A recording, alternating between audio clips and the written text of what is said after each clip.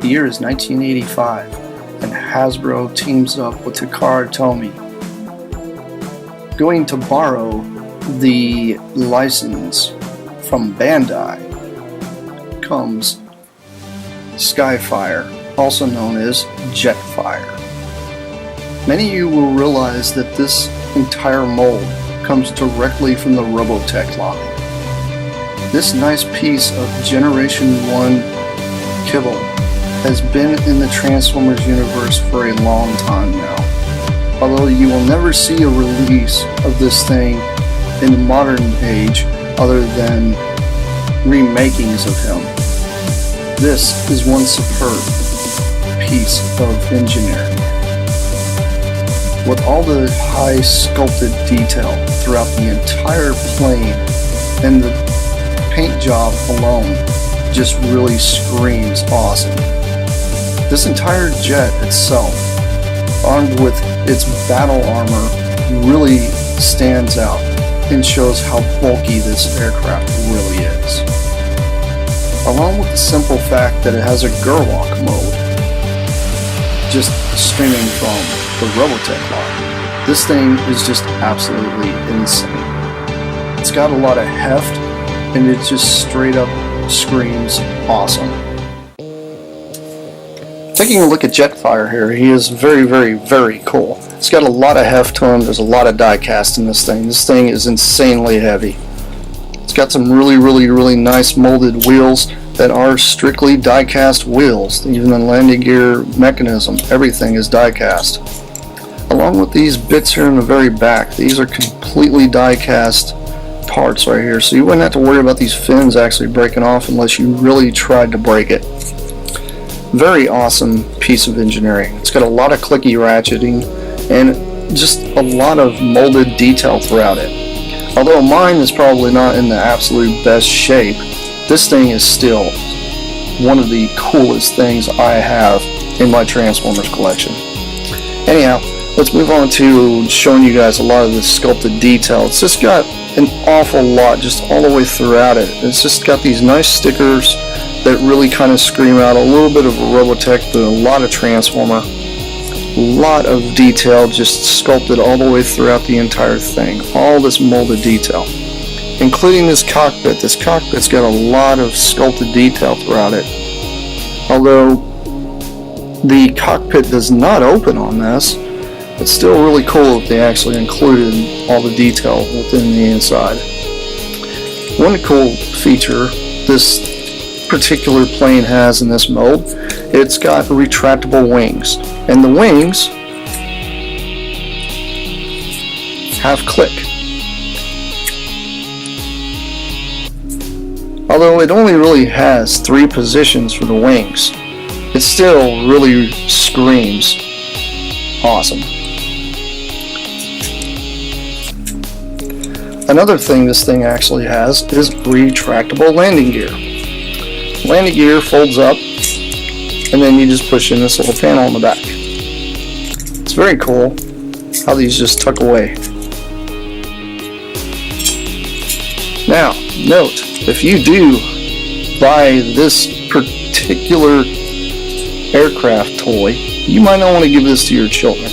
This is the reason being. Those things are extremely strong joints.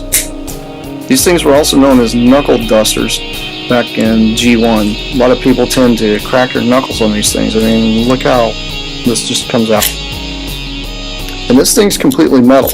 Every one of these are. A lot of sculpted detail in these things, though. It's just insane how much detail is actually molded into just the landing gear itself. So much attention to detail. Although it really kind of does look like a folded up robot up underneath. It's very, very, very cool. This is one item I highly recommend to anybody that is a Transformer fan, or even into Robotech or anything like that, or just Valkyrie or jet transforming robot kibble. But you guys came here to check out the robot mode. Micromaster City is under attack again by Megatron and his minions. Who saves the day? The Protectobots. These little guys will help anybody out who needs rescuing. These 5 little rescue vehicles will form into Defensor.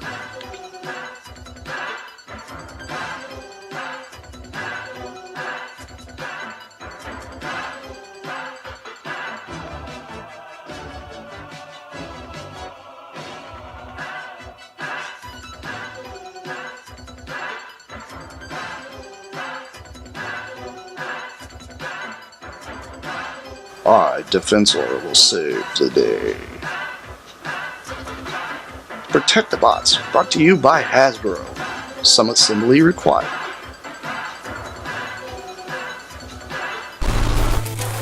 This episode of Plasticon Reviews is brought to you by hospitality brand Berry Bunch O Crunch. Good source of 9 vitamins and minerals.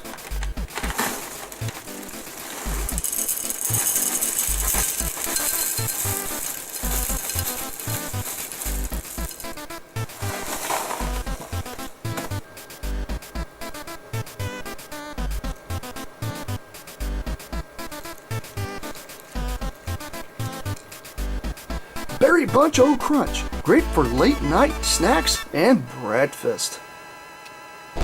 Robot mode for this thing is pretty easy. It's not too bad. First thing you're going to do, fold up the landing gear.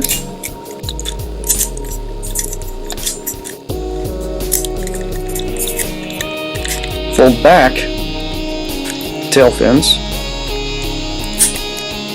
Note, when you do this, there's a little bitty tab here. It is a bit tight, but you can push it over it.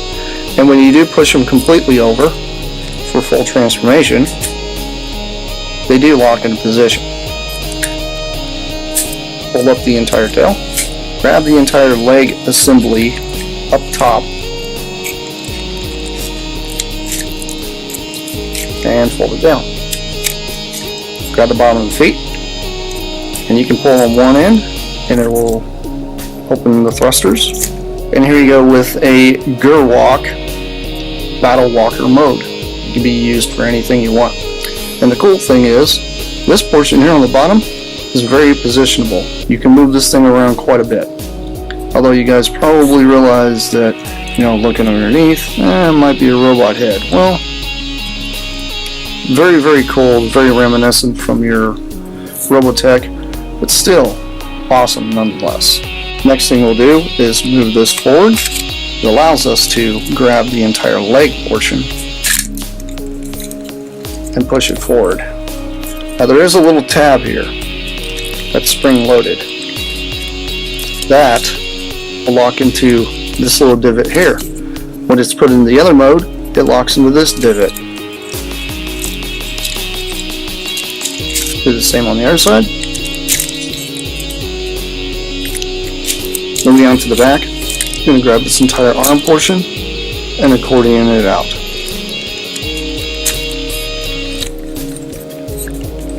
Next thing you do, fold these two wings together and push it forward. Push this entire section down, flip up the head, around the back, fold this entire section down. When you fold this entire section down, arm portions will just slide right up into place. When the entire back portion is actually pushed up against, it will actually click into this little hole. So when you push this entire section in, it will click right into the hole. Simply fold up the panel. Next thing you're going to do, fold the back back on. Push this lever, raise the antenna. Jetfire in his entire complete robot mode is very, very cool. It has a lot of detail and a lot of articulation. This is possibly one of the most articulated robots in the Generation 1 universe, mainly because it came from the Robotech line and was owned by Bandai. Soon after Bandai decided to go full force with their Robotech line, they pulled the license, so therefore Hasbro can no longer issue this toy. Jetfire has a lot of detail. It's very cool. It's got a lot of clicky joints, a lot of range of movement, especially for a Generation 1 toy. He also has a lot of elbow movement, a lot of clicking, and the cool thing is, his arm does rotate, so you can pull off some pretty cool poses with this guy. He also has rotating head, which is very, very, very cool. I just love how that looks. And he does have a hand that will hold his rifle. He conveniently comes with this big, large blaster cannon. Now in the actual Robotech line, this was spring-loaded, so you'd press this right here and it would actually fire a missile out. But in the Transformers line, it was gutted. There is a gun clip, sadly, that I do not have. It allows this to click onto its alt mode. But honestly, most people I know don't even use it. Jetfire in his bare entirety here looks very, very awesome. He already looks like a very menacing robot, even without the big armor plating. But when you add the armor plating, putting the armor plating on this guy can be fairly cumbersome. So just take note that it's not the easiest thing in the world to do. One big thing is a lot of the bits have these little teeny tiny clip pieces here that just kind of slide over things. If you guys are in the market, in the aftermarket for one of these things, just keep in mind when you purchase these items, there's a possibility you're going to find broken clips, especially in the aftermarket, so it's very difficult to do. Anyhow, to apply the jetpack, you're going to simply slide it over his rear thrusters.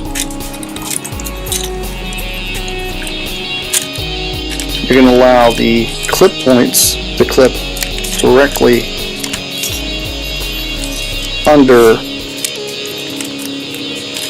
this deck plate. Next thing you do, you're going to add the armor plating that goes onto these wings. Keep in mind, these are little bitty tab bits that hold it. When you do this, in the back half, it's got two small holes. Allow this portion here to clip on. You'll take these two posts, you guys probably know where this is going, and you plug them in the holes.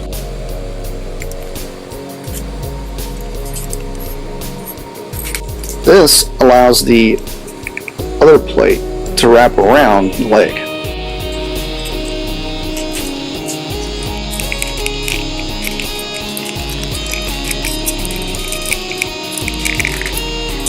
Last but not least are these large arm cannons. These simply have two clips and then these little teeny tiny clips. These are probably the most notorious things that will break on Jetfire if you do have him.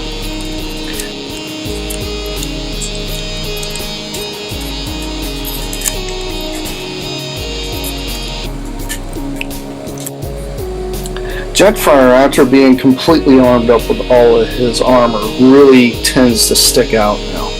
Although this is a very, very awesome looking robot, just as a standalone robot, to not even associate with the Transformers universe, it is still one of the most iconic pieces of Generation 1 kibble that you can ever have in your collection. Oh, and did I forget to mention, you can transform him with the armor applied. It's just not recommended because of the tabs. My suggestions to anybody is to seek this thing out as quickly as you possibly can. He's a very, very awesome robot and probably one of the most underrated ones in the entire line. Although a lot of people tend to just go hunt down the Robotech Valkyries, this guy would actually go along with those and not even bat an eye, or he'd look completely out of line. This entire thing has so much detail, it's just insane. There's so much that you cannot possibly fathom that's actually in this entire robot. Although the articulation on this thing is from the early 80s, it is such a great piece of engineering, showing exactly where toy generations can go.